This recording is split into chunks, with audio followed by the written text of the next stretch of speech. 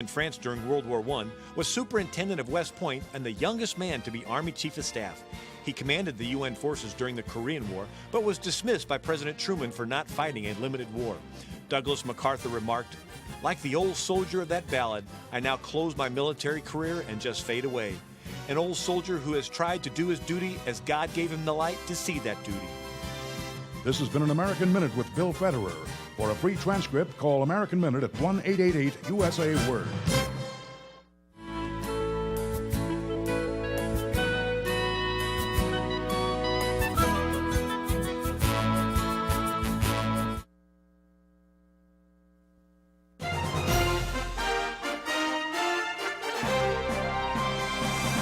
VCY America presents Crosstalk, a nationwide call-in program discussing issues that have an effect on our families, our communities, our churches, our nation, and our world.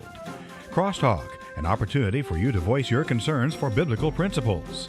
And now live by satellite and around the world on the internet at VCYAmerica.org. Here is today's Crosstalk. And friends, welcome to Crosstalk, a News Roundup Friday here today on the VCY America Network. And friends, looks like we have more stories than minutes on the broadcast, so we're going to be getting right into matters today. Troubling times in which we live. There is so much unfolding this very week. We'll seek to bring you lots of news and information. We're going to begin with Israel National News. And the IDF did carry out an aerial attack within Iran in response to the barrage of missiles and UAVs launched toward Israel by Iran last Saturday night. The attack intended to signal to Iran that Israel is capable of attacking within Iranian territory. Iran's news agency quoted Iranian Army Chief Major General Mousavi as saying that the explosion heard in Isfahan was due to air defense systems shooting down a suspicious object. No damage, they said, was caused. Experts are investigating. An official in the Biden administration said to Reuters that the U.S. did not take part in the Israeli attack and that Jerusalem updated Washington on the attack beforehand. The question is Iran going to respond back again? Or are they going to let things stand at this point as they are? Coming from the Daily Wire, Senator Cruz slammed President Joe Biden this week for Iran's unprecedented attack on Israel over the weekend, saying that the Biden administration paid for the missiles and drones that Iran used. Cruz said the administration allowed the sanctions on missiles in Iran to expire. Biden had allowed over $100 billion to flow to Iran. This is how the Ayatollah was able to afford drones and missiles to attack Israel. The Epoch Times is reporting President Biden's administration announced a new round of sanctions April 18th intended to punish key figures in Iran's drone programs after those weapon systems were used to strike Israel on April 13th. Isn't that something? You give lots of money to them. You lift lots of sanctions. You bring back that Iran nuclear deal. And as a result, then war is launched on Israel, the attack on Israel, and now you're trying to scale back. President Biden's statement, the Treasury announced sanctions against 16 Iranian individuals and 2 entities involved in Iran's drone programs. The Daily Wire is reporting yesterday a band of more than a dozen House lawmakers voted against a resolution condemning Iran for its drone and missiles attack on Israel over the weekend.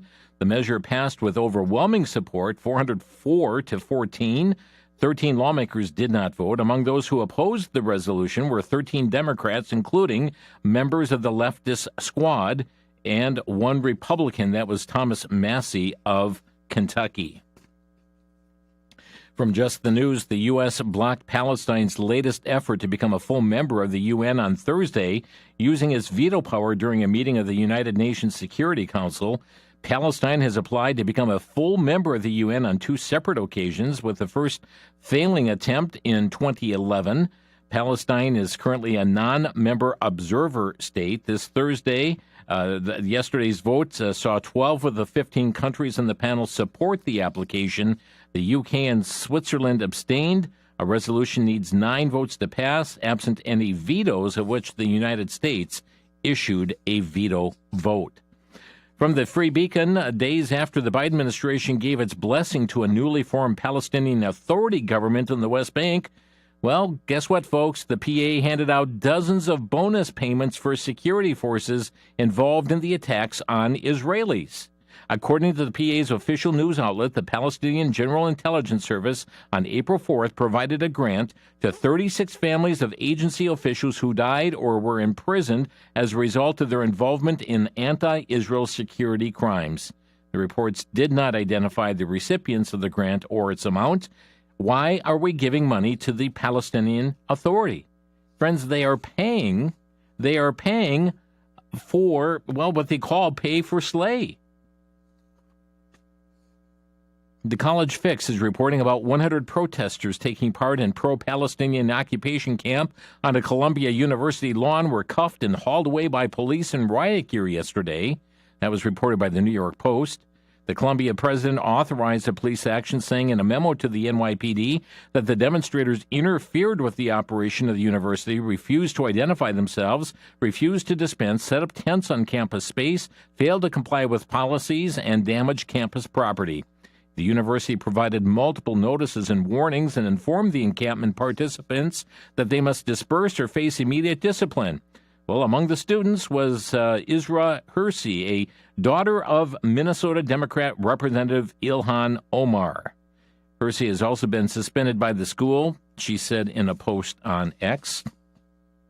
But hundreds of Jew haters marched on the campus of Columbia University. They were armed. Folks, it's amazing to see. They were armed with torches. It looked like a lynch mob.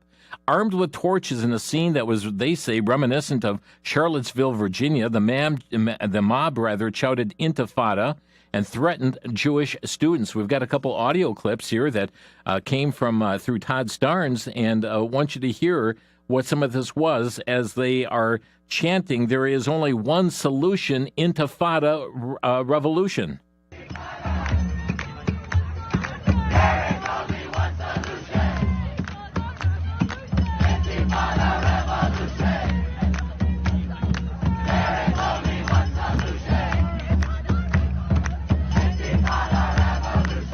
And they go on and on with that. There is only one solution, Intifada revolution. And not only that, but yes, you're also going to hear a warning that was coming out from participants. Here is one. Never forget October 7th. This will happen not one more time, not 5 more times, not 10, 100, 1,000, 10,000. The 7th of October is going to be every day for you. Here's a portion of that.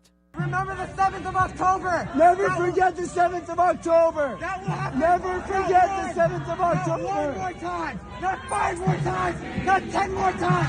Not 100 more times. Not 1,000 more times.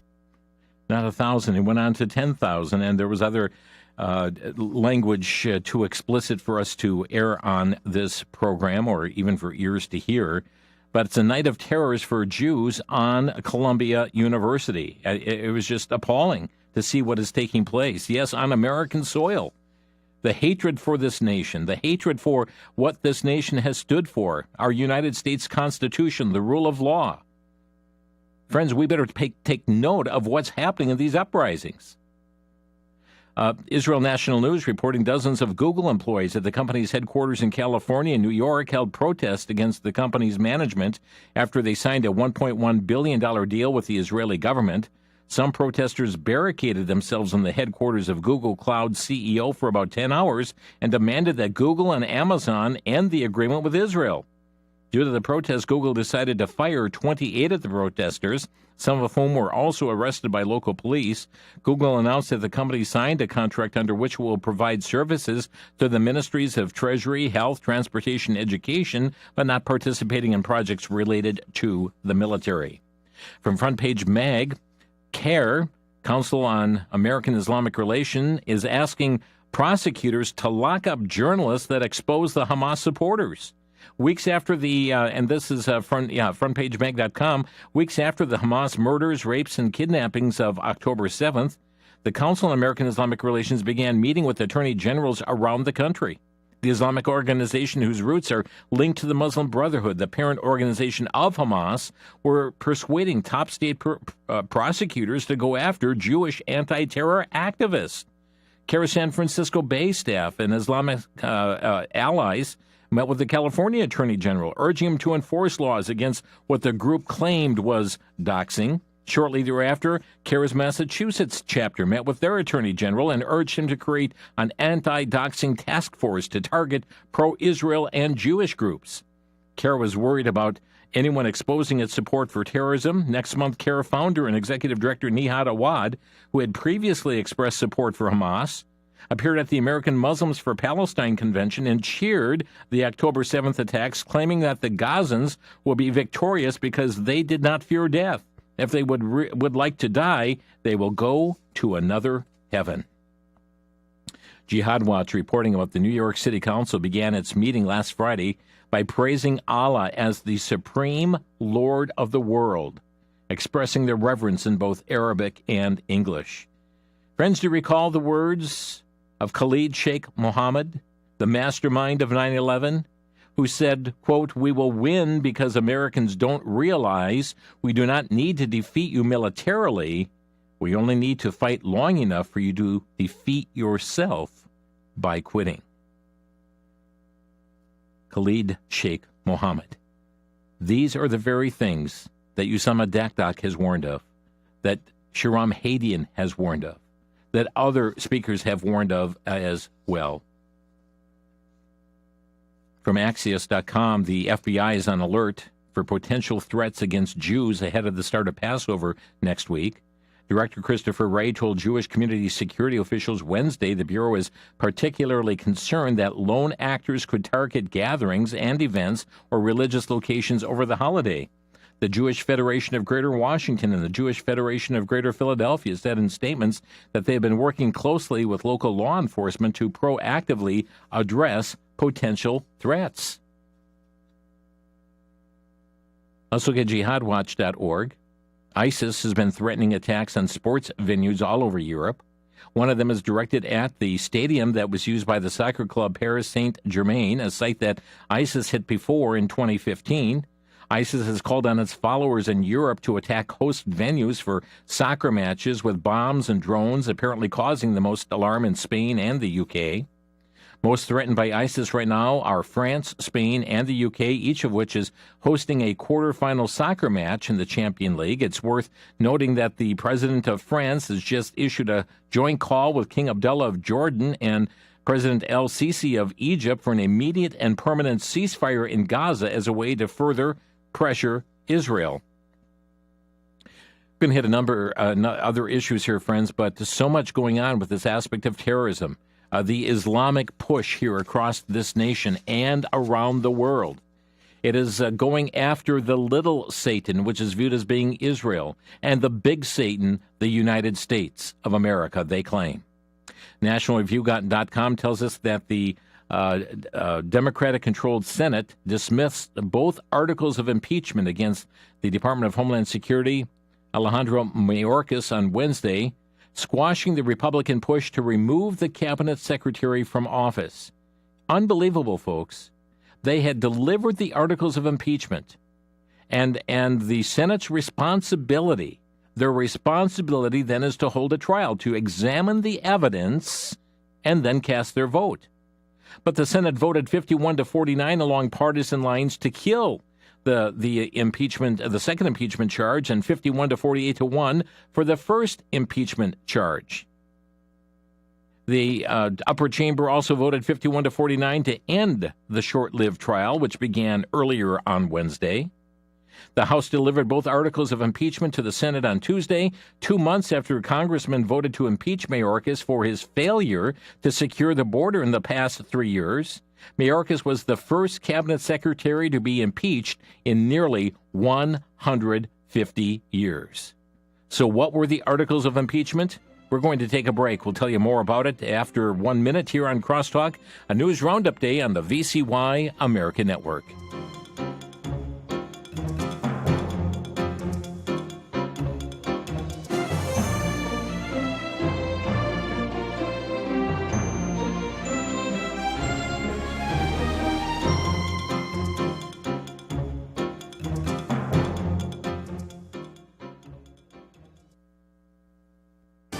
Back to Genesis with Dr. John Morris, geologist and president of the Institute for Creation Research.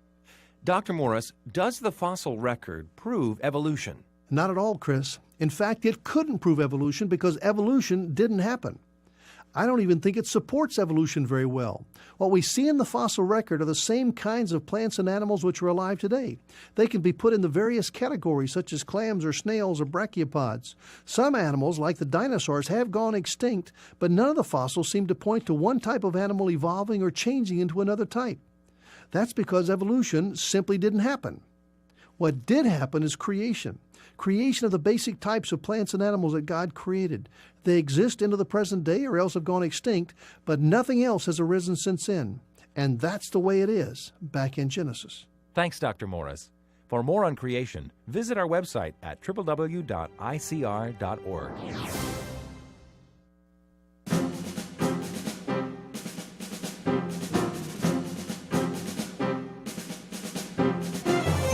It's a news roundup day here on Crosstalk on the VCY American Network. We so appreciate our team, Sandy, for preparing so many stories, getting these ready for us, and our team working behind the scenes to provide you Crosstalk. And friends, I hope you understand we are living in troublesome times. The issues that are going on, this world is just percolating for violence and trouble. I mean, it's unfolding on so many different realms. We see that taking place. We talk about the gotaways at the border and those that are crossing here illegally. People that are committing horrendous crimes and then being let right back out on the street.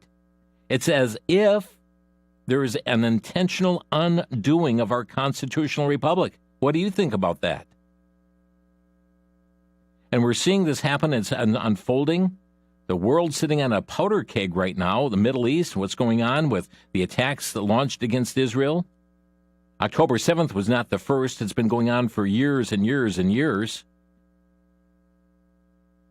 And now we see so much unfolding, the hatred, the animosity building against Israel, yes, even from within our own nation. On university campuses and major blue-run cities here across this nation, it is unfolding. A border crisis is going on, and so impeachment charges were brought against the Secretary of Homeland Security, Alejandro Mayorkas. The first article of impeachment, and we're looking at the nationalreview.com, accused Mayorkas of failing to enforce immigration and border security laws, and the second alleged he lied to Congress about the border being secure under his watch as the DHS Secretary.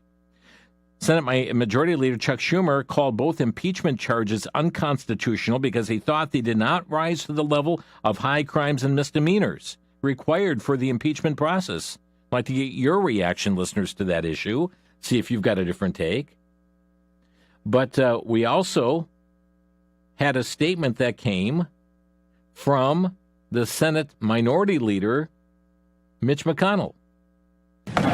The Senate will be in order. Would senators please take their conversations to the cloak? Madam President, we've set a very unfortunate precedent here. This means that the Senate can ignore, in effect, the House's impeachment. It doesn't make any difference whether our friends on the other side thought he should have been impeached or not. He was. And by doing what we just did, we have, in effect, ignored the directions of the House, which were to have a trial. We had no evidence, no procedure. This is a day that's not a proud day in the history of the Senate. If you want to find her, that would be. Senator Mitch McConnell giving that speech yesterday after these charges were just dropped and without even allowing evidence to be voted upon. Senator Ron Johnson of Wisconsin had this massive chart that outlined the illegal encounters at the borders through the years and labeled them as to what was transpiring in our history during that time. And when you see the presidency turn over to the Biden administration, it is just shocking to see the open border policy and its impact upon this nation. The Washington Times reports that Homeland Security released the illegal immigrant that was accused of killing Laken Riley in the U.S. because it lacked the detention space, according to his confidential immigration file. Senator Josh Hawley of Missouri read key parts of the file into the record at a Senate hearing yesterday. Jose Ibarra, the man charged with the February 22nd slaying, was released under Homeland Security Secretary Alejandro Mayorkas's power of parole that's supposed to be used in limited cases and only when there is an urgent humanitarian need or a significant benefit to the public. Mr. Hawley said the lack of detention space doesn't meet either of those standards, and so Mr. Mayorkas broke the law in releasing the suspected killer. Coming from the Daily Signal, the Vote for President Biden flyers found at the Center for Migrants in Mexico constitute foreign meddling in U.S. elections, congressional Republicans say. The lawmakers decried flyers posted at the Migrant Service Center near Brownsville, Texas, saying Joe Biden has sacrificed our nation's safety and security in his pursuit to get as many people here as possible. Why? Because he believes these are future Democrat voters, said Senator Roger Marshall. This is an election interference orchestrated at the highest levels. We have to get our hands around this. Americans have to have complete confidence in their elections, Marshall said. Any NGO receiving federal funds and pushing illegal get-out-the-vote efforts for Joe Biden should be stripped of their funding immediately. And some of you are saying, well, I thought illegals could not vote. Well, there was a hearing. After the revelation of these flyers surfaced, there was at this Mexican shelter reminding unlawful border crossers to vote for President Biden. Homeland Security Secretary Alejandro Mayorkas couldn't tell Congress on Tuesday how his department could safeguard U.S. elections from illegal voting by foreigners. He was grilled by Congressman Bishop. Let's listen in to some of that exchange.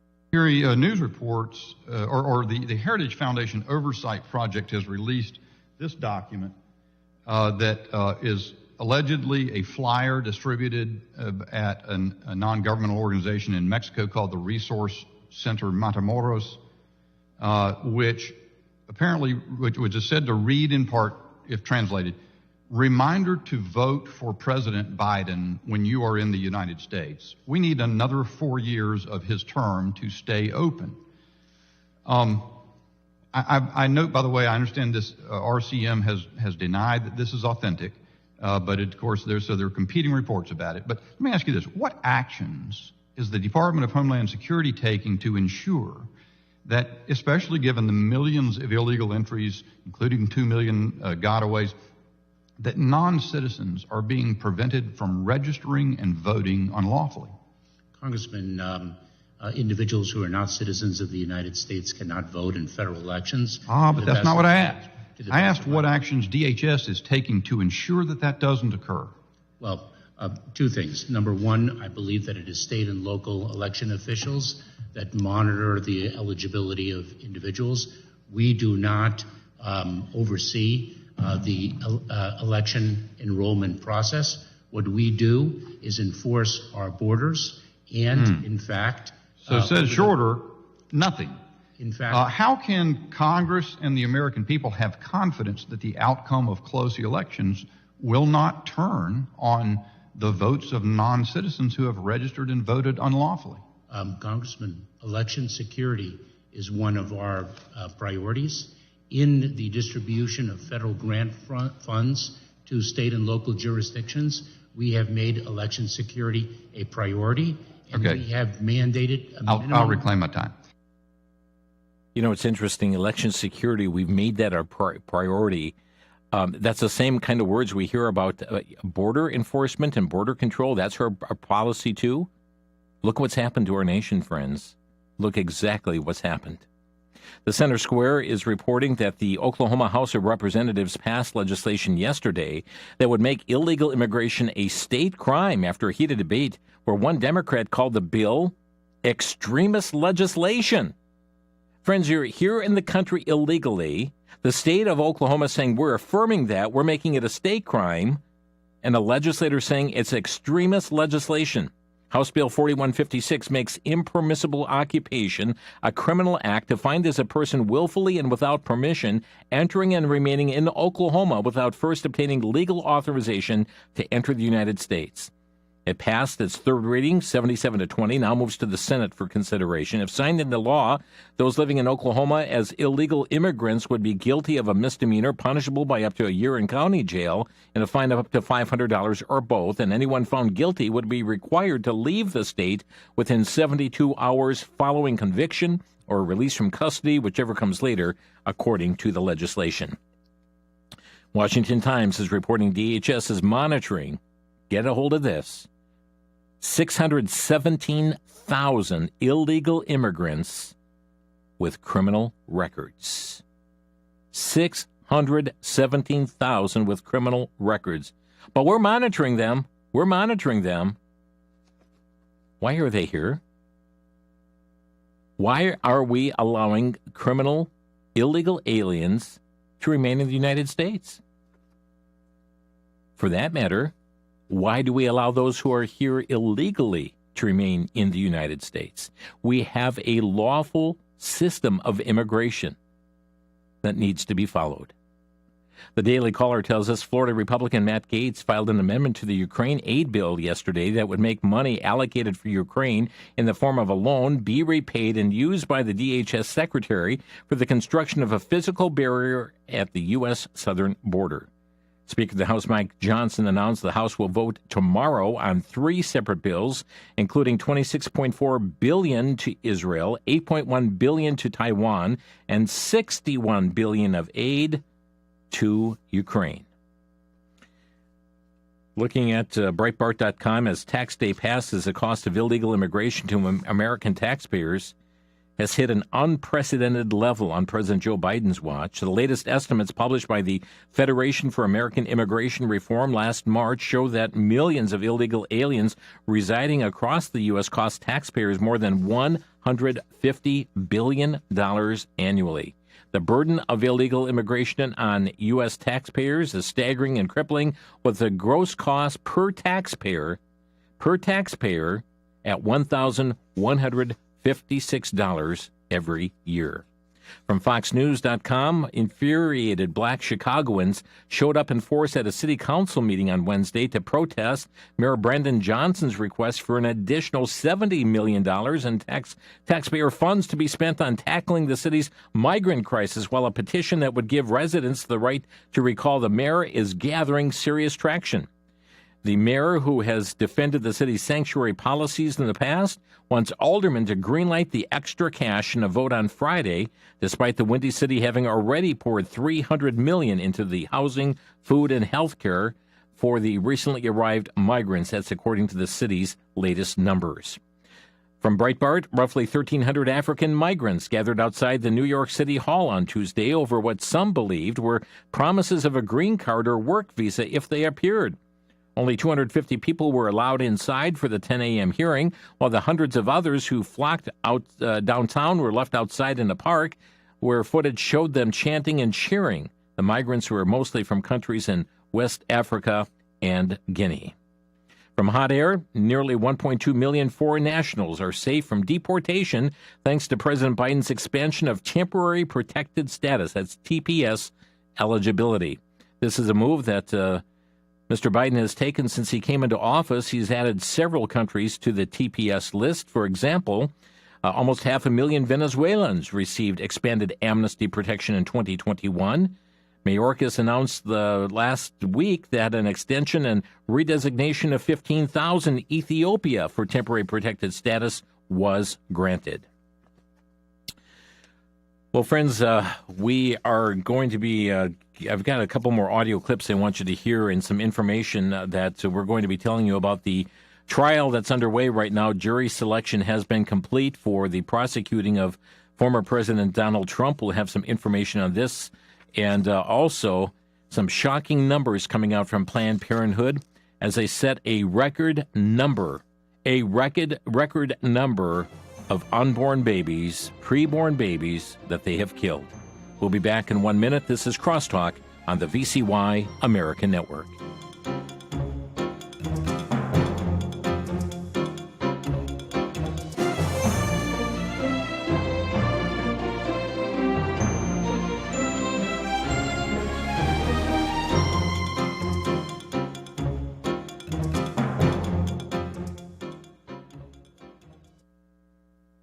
In the early 20th century, Germany didn't look like a country on the brink of world-shaking terrors. It looked like America today. In Dr. Erwin Lutzer's book, When a Nation Forgets God, he uses history to warn us of a future that none of us wants to see. When a Nation Forgets God is a 145-page book that's 50% off this month at the VCY Bookstore and Outreach Center. In this book, Dr. Lutzer studies 7 similarities between Nazi Germany and America today, some of them chilling, and cautions us to respond accordingly. The book explains the mess of our nation's government, economy, legal pitfalls, and propaganda, but urges us to speak up, take action, and trust in God. When a Nation Forgets God by Dr. Erwin Lutzer is 50% off through April 30th at the VCY Bookstore and Outreach Center. You can order by calling 888-722-4829 or by shopping online at vcy.com.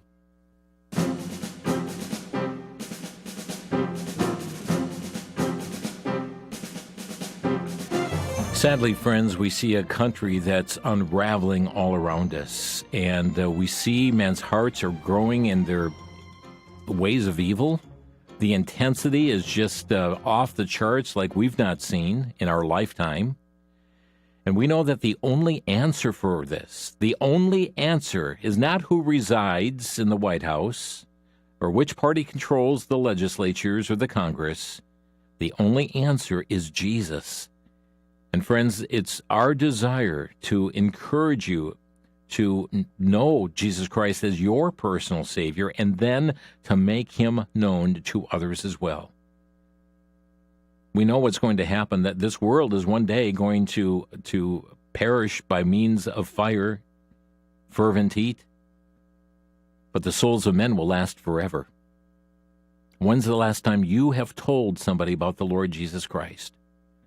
Friends, he is the way, the truth, and the life. No man cometh unto the Father but by him. Our encouragement is to be ambassadors of this good news, the ambassadors of the gospel in a world that is troubled and falling apart very quickly at the seams. Other issues are going on in the news, which we continue on here. This from the Washington Examiner. The Supreme Court Justice Neil Gorsuch Tuesday questioned the Biden administration's ranking Justice Department lawyer about the scope of a federal criminal law used against protesters during the January 6 riot at the Capitol, charged for obstruction of an official proceeding. 2 of the 4 counts against former President Trump and special counsel Jack Smith's election subversion cases are also related to the same questions. And Gorsuch, an appointee of Trump, asked a range of questions. I'd like you just to hear some of that interaction that took place at this Supreme Court hearing. If I might. So what does that mean for the breadth of this statute? Would a sit-in that disrupts a trial or access to a federal courthouse qualify? Would a heckler in today's audience qualify, or at the State of the Union address? Would pulling a fire alarm before a vote qualify for 20 years in federal prison? There are multiple elements of the statute that I think might not be satisfied by those hypotheticals, and it relates to the point I was going to make to the Chief Justice about the breadth of this statute.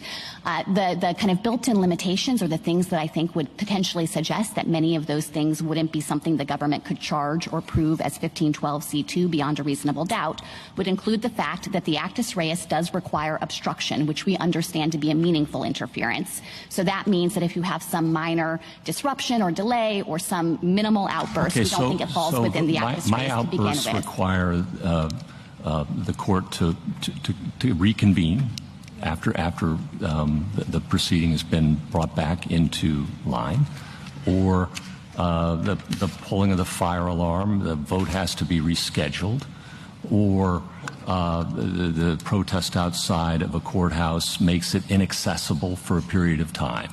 Are those all federal felonies subject to 20 years in prison? So with some of them, it would be necessary to show nexus. So with respect to the protest outside the courthouse, we'd have to show that, yes, they were aiming at the proceeding. Yeah, they were trying to stop the proceeding. Yes, and then we'd also have to be able to prove that they acted corruptly, and this sets a stringent mens rea. It's not even just the mere intent to obstruct. We have to show that also, but we have to show that they had corrupt intent in acting in that way. We went around that tree yesterday. I know. I heard the argument yesterday, but I guess what I would say is that to the extent that your hypotheticals are pressing on the idea of a peaceful protest, even one that's quite disruptive, it's not clear to me that the government would be able to show that each of those protesters had peaceful corrupt intent. protest that actually obstructs and impedes an official proceeding for an indefinite period would not be covered? Not necessarily. We would just have to have the evidence of intent, and that's a high bar. They intend to do it all right. Yeah, intend to do it all right. Wow. Quite an interesting hearing yesterday, and don't know when the Supreme Court's going to release their decision on this matter, but going to have great implications upon those who have been prosecuted for January 6th. The Hill is reporting a full jury now has been selected in former President Trump's hush money case, setting the stage for opening remarks to begin this Monday. After nearly 200 prospective jurors were screened by the judge, Trump's lawyers and Manhattan prosecutors, a total of 12 jurors and 6 alternates have been selected. And we also find that as jury selection was just before it began, former President Trump spoke to the press as he was going there at the courthouse. So thank you very much. We had some amazing things happen today. As you know, my son has graduated from high school, and it looks like the judge will not let me go through the graduation of my son, who's worked very, very hard. He's a great student. I'm very proud of the fact that he did so well.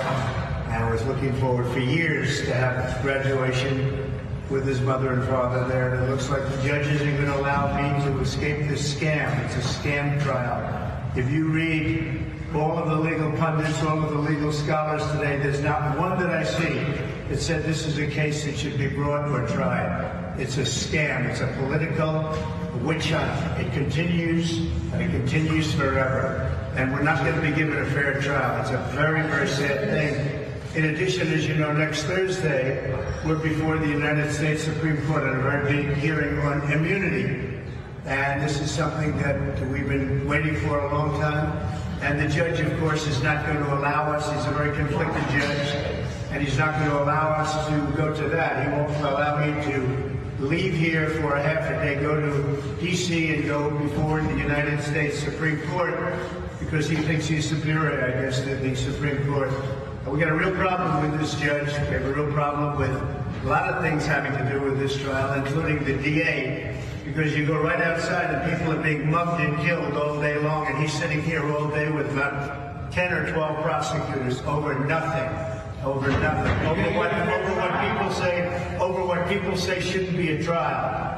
So I just want to thank you very much, but that I can't go to my son's graduation, or that I can't go to the United States Supreme Court, that I'm not in Georgia or Florida or North Carolina campaigning like I should be. It's perfect for the radical left Democrats. That's exactly what they want. This is about election interference. That's all it's about. Thank you very much.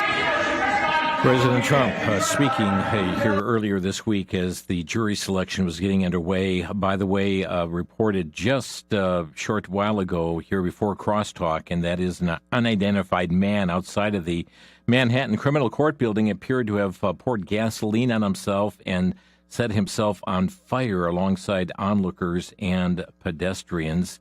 We don't know the final results of that. Friends, this next story is extremely, extremely tragic. From LifeNews.com, it was another record year for the abortion giant Planned Parenthood, killing more babies in abortions than ever before. Planned Parenthood published its annual report. The new report shows the abortion business killed 392,715 babies in abortions in the last year, a 5% increase from the 2021-2022 figures. That's over 1,075 babies killed in abortions every single day of the year. 44 dead babies every single hour. Can you grasp what is taking place? Now, there are other abortionists in addition to Planned Parenthood, but this is Planned Parenthood alone. Nearly 44 babies are being killed this very hour that Crosstalk is airing. Life News also is reporting that thanks to President Biden, the Planned Parenthood abortion business raked in $699.3 million from you, the taxpayers. That figure itself, an $81 million increase in revenue from when Biden took over the White House. Life News also reporting in December of 22, Congress passed the Pregnant Workers Fairness Act, a pro-life bill that aimed to make the workplace more accessible to pregnant women. The bill was implemented at the end of June of 2023. However, the Biden administration is now manipulating the bill's language to require that employers provide accommodation for abortion. You see, the legislation required employers to provide reasonable accommodations to a worker's known limitations related to pregnancy, childbirth, or related medical conditions, unless the accommodation would cause the employer an undue hardship. Well, the EEOC has now interpreting and saying that abortion should be in the definition of related medical conditions. That would now then essentially require employers to provide medical leave for women to go and kill their baby. It's clear that the intent of Congress in passing this was to help pregnant mothers have healthy pregnancies and babies, not to expand access to individuals who want to take the life of their baby. The Daily Signal reported Health and Human Services Secretary Javier Becerra refused on Tuesday to condemn or even distance himself from abortions of unborn babies who are ready to be delivered. This was a Capitol Hill hearing on Tuesday, and repeatedly told Senator John Kennedy that he supports the abortion limitations that were encompassed in Roe v. Wade, that's now overturned. When asked if he supports aborting babies up until the moment of birth, well, that conversation went just a little different direction. Thank you, Mr. Secretary, for being here. Mr. Secretary, if the mother is healthy and the baby is healthy, do you really support abortion of the baby up to the moment of birth? Senator, let me make sure, to the moment of birth, you're saying after gestation, the 40 weeks. You know what I'm saying, Mr. Secretary. Well, let's suppose it's the day before the due date, and the baby is fully formed, and the baby's healthy, and the mother is healthy. Do you support aborting the right to abort the baby then? I've heard no one say that. I think everyone has said, those who support reproductive rights have said, support Roe versus Wade. You said it. In 2020 in a press release, this is what you said. You said, quote, "No government, state or federal, has the right to make decisions for a woman about her body or her health care," end quote. Your words, not mine. Good words. So let me ask you again. Up to the moment of birth, if the mother's healthy and the baby's healthy, do you believe that there should be the right to abort that baby up to the moment of birth? Again, I'll give you the answer. I have always supported Roe v. Wade, which does not do what you've just said. And I know of no one who is proposing or advocating what you've just announced. And I would hope that what you would recognize is that that should not stop a woman from having the right to decide for herself with the consultation of her physician what she should do. Would you support? You know, it goes on and on and on, and he continues to say, well, that wasn't allowed under Roe. Well, friends, it did happen under Roe. It did happen under Roe v. Wade. Babies' lives taken up to the moment of birth. And even those who had been born, then even as the governor of New York had said, well, where was it, the governor of Virginia, we need to leave that up to the mother and her doctor. The Health and Human Services Secretary would not condemn abortion at all. We see also matters that are taking place in this matter. Even Senator, this is troubling out of Florida, the former Florida governor and current U.S. Senator Rick Scott suggested Monday he's no longer standing by the Florida law banning abortion on babies with detectable heartbeats. Instead, determining a 15-week cutoff point is where the state is at. You know, and said promoting this, he no longer stands where he once did. And we see the backpedaling taking place by Republicans on this matter. Abortion is taking the innocent life of a baby, friends. We'll be back in 1 minute. By the way, if you'd like to comment on these news stories, our number 800-733-9829. We'll be right back. For the Worldview Report, I'm Brandon House. Our website is worldviewreport.com. Well, sadly, my friends, we have seen Israel attacked yet again. This time, a direct attack, but not just from Iran. Many are reporting that Iran attacked Israel. True, but it was really more than that. It was the Islamic Revolutionary Guard. And the rockets and the drones were coming in from not just Iran, but also from Yemen, from Iraq, from Syria, and from Lebanon. So let's spread the word, folks. This was not just an attack by Iran. It was an attack by an Islamic bloc of nations. Interestingly enough, it's now being admitted by Saudi Arabia themselves that they stepped in to help defend Israel. The Bible speaks of these kind of scenarios playing out. Is the stage being set for Bible prophecy to be fulfilled? I believe it is, but sadly, with all this going on, the rise of anti-Semitism is also increasing, which the Bible predicted.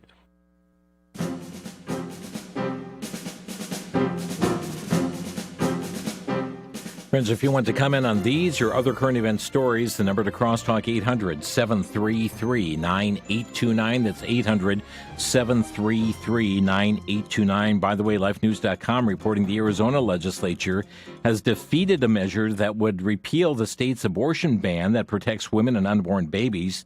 On Wednesday, following 2 attempts, lawmakers defeated the measure. And a quote from the House Speaker Ben Thomas said, the last thing we should be doing today is rushing a bill through the legislative process to repeal a law that has been enacted and affirmed by the legislature several times. The Center for Arizona Policy celebrating the vote, but friends, there's going to be further attempts to just totally rip apart the law protecting preborn babies in the womb in the state of Arizona. Let's go to the phone lines here today on Crosstalk. Again, the number 800-733-9829. We have Eric's our first caller here from West Bend. You're on the air. Hi, yeah, thanks for taking my call.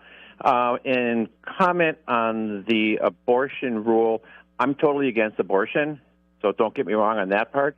But if they don't at least go along with like a 15 or 16-week limit on abortion, they're going to lose the Senate, they're going to lose everything, and the Democrats will have control of everything, because last fall, or a year ago fall, when we lost the Senate, the most people from what they interviewed said the main reason they voted, they didn't care about the economy, about the southern border, gas prices, inflation.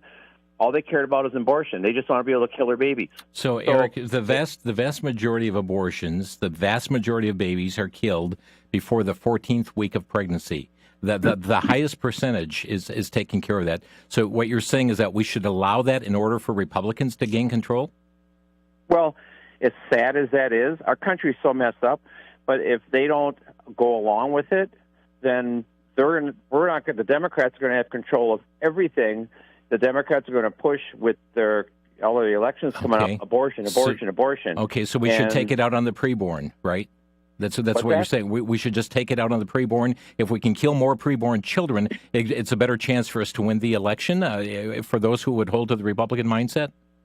Well, it's sad, but the liberals will control everything if they don't at least give a little bit. And like I say, I disagree with abortion. It's wrong. But if you want to have any chance of any conservative opinions and voting and rights going on, they're going to have to give a little bit, or else the Democrats are going to have control of everything. It's sad. Okay, it's ridiculous. Okay, so to have a conservative voice in things, a conservative voice would say that it's okay to kill a baby prior to 14 or 15 weeks. It's not okay, but they will have no voice if they don't give some. Okay, thank you. I'm going to move on to other callers for interest of time, but think of the babies that have no voice either. Amy in Heartland, Wisconsin, you're on the air. Oh, hi. I agree with your previous caller. Abortion is wrong and terrible. It is murder. But what I want to know is, hello, are you there? Yes, you're on the air. You're saying that you believe abortion is murder, but... Yes, thank you. Not but. I want to know where are the Christians talking about abstinence? Where is the conversation about raising our young women to abstain from sex until they're married? Mm-hmm. Where are the parents raising their young sons to abstain from sex until they're married? And if we were raising our children under God's laws, this abortion issue, I think, would be much less of an issue than what it is today. I don't see anybody. That's not true. I do know some who are talking about it, but you just don't hear about it anywhere in the news or even on your station or Christian radio stations. Why aren't we teaching? Why is it not more? Why are we not more talking about abstinence? If young girls would stop having sex in college, they wouldn't be getting pregnant. Yep, that's so true, Amy, and that has long been a topic on programs like Crosstalk and through the Bible teaching programs that we have here on VCY. Indeed, and it begins in the home with mom and dad. When's the last time mom and dad have had such a conversation? When is the church taking a stand on this issue? But thank you. You've raised a good point, Amy. Yeah, thank you. Mm-hmm. Joseph in Bellevue, Michigan, you're on the air. Hi, Brother Jim. I really like the direction, how you bring it back that the only thing that's going to fix what's going wrong in this country is Jesus. We need to forget about the Republicans as being any bastion of righteousness or goodness or truth. I really think in the pro-life circle, we have been, waiting and waiting for Roe v. Wade to go away, and then we weren't really ready for it when it happened. But we need to hold the line and stop worrying about, are you going to be okay with penalizing a woman for murdering her child? Genesis chapter 8 says, he that sheds man's blood, by man shall his blood be shed. And that is the role of the government. If a mother murders her child, she is worthy of death. And it's the government. Certainly, it's God who has raised up civil government to measure out penalties in that regard. But let me just say this: the Genesis 9 verse 6, whereby capital punishment is laid out in that verse. Thank you, Joseph. We're just about out of time. I've got to get a couple more calls in. Geneva, Ohio. George, you're on the air. Yeah, Jim, we got to stop using the word abortion in this case. No, it's not abortion; it's murder. Let's get it straight. We're confusing people. There's a natural type of, abortion. Yeah. But that's, the natural realm. We're talking about, killing. Yeah, we are. Murdering babies. Yep. And wasn't the commandment say, thou shalt not kill, thou shalt not do murder? Thank you. And Claire in Wilmington, Delaware, you're on the air.